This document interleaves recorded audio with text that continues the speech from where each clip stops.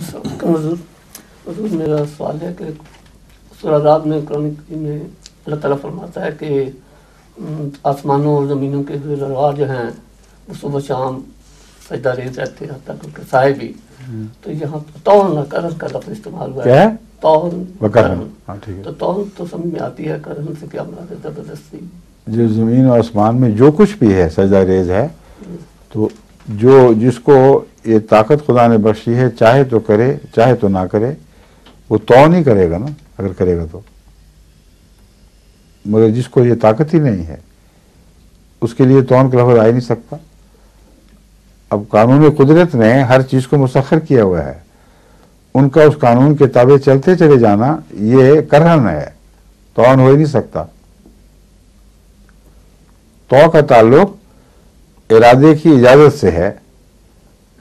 جس کو خدا تعالیٰ نے ارادے میں آزاد کیا وہ جھکتا ہے تو طون ہے, جو ارادے میں آزاد نہیں ہے وہ کرہن ہے.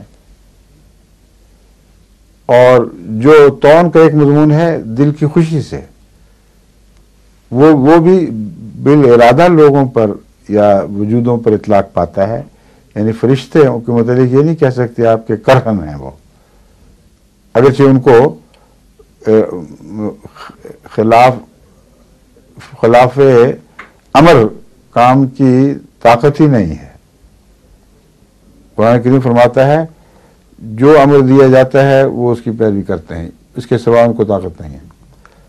پھر بھی ان کو یہ کہنا کہ کرہن کرتے ہیں یہ درست نہیں, کیونکہ کرہن میں ایک کراہت کا پہلو بھی ہے, ایک مجبوری کا پہلو بھی ہے.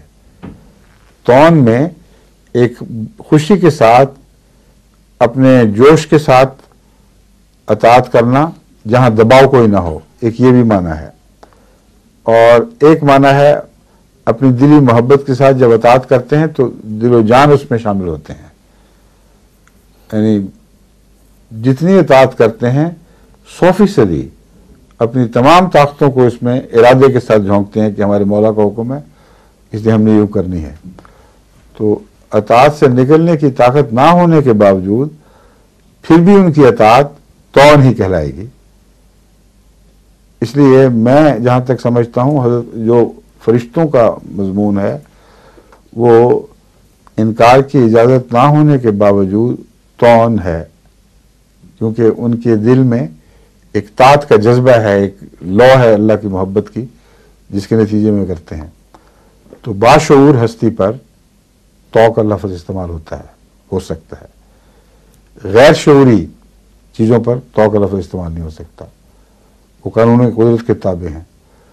اب رہے وہ انسان یا وہ شیاطین جو اطاعت کے ذریعے عبادت نہیں کرتے لیکن من فی السماوات والارض میں شامل ہیں, ان کی اطاعت پھر کیا ہوگی؟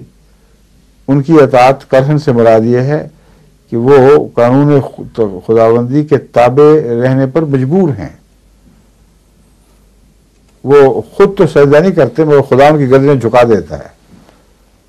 جو شیاطین دین کے خلاف سر اٹھاتے ہیں ان کی سر جھکائے جاتے ہیں, ان کی گردنیں توڑی جاتی ہیں اور ان کو زبردستی سجدہ ریز کر دیا جاتا ہے.